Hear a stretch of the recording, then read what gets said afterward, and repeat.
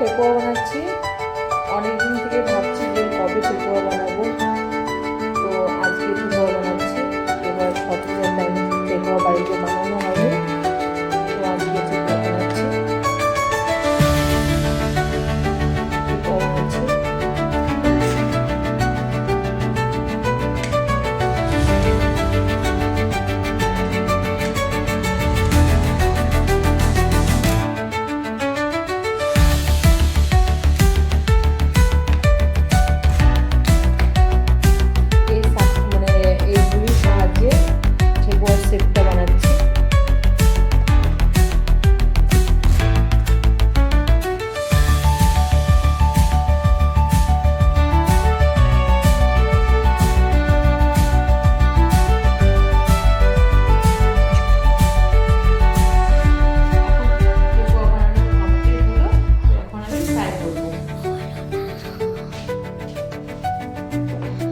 আমার মেয়ে ঠেকুয়া বানালাম, তো তেল গরম বসিয়ে দিয়েছি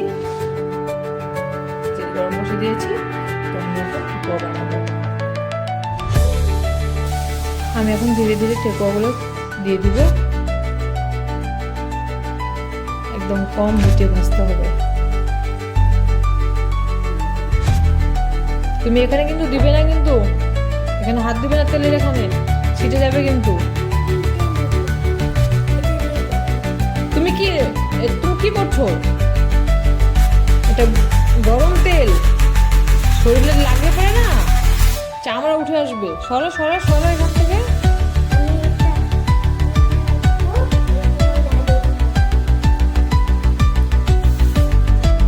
ঠেকুয়া হালকা হিটে ফ্রাই করতে হয়, বেশি হিটে ফ্রাই করলে না উপর দিয়ে হয়ে যাবে আর নিচে ভেতর থেকে হবে না, ভেতর থেকে কাঁচা থাকবে, বুঝছো? ব্রাউন কালার হবে, একদম কম হিটে দিয়েছি। প্রথমে এক কোলা ফ্রাই করা হলো, আর এক কোলা দিয়েছি, আরও চার কোলা হবে। পাটিজোড়া বানানোর জন্য দুধ দিয়ে আটা আর চালের আটা আর ময়দা গুলে নিলাম, আর এখানে খেজুরের গুড় দিয়েছি, কিছুটা চিনিও দিয়েছি। আর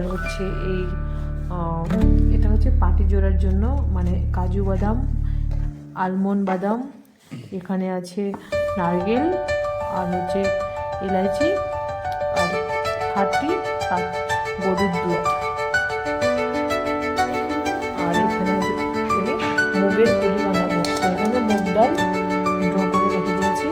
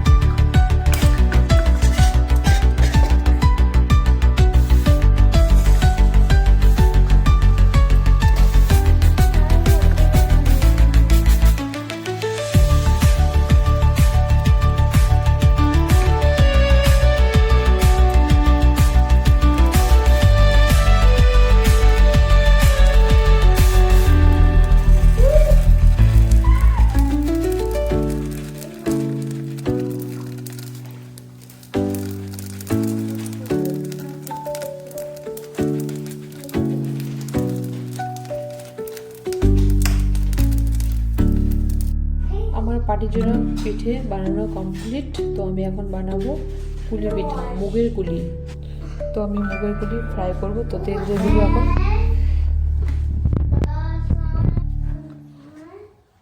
দিয়ে দেবো তেল।